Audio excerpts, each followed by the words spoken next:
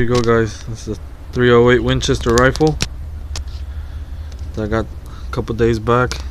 I ordered a Boyd's Woodstock laminate. I like it with a thumb hole pistol grip. I just threw one of the little Walmart 36 bucks tripod. Nothing fancy, just a good hunting rifle. Sorry about the turkeys. It has a free floating barrel, bolt action.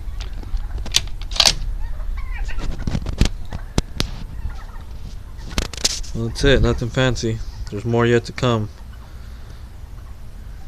Sorry for the quality. Just had to get a better. Just had to get this in there. Thinking about putting a muzzle brake on there and put a better scope for deer hunting. Nothing fancy.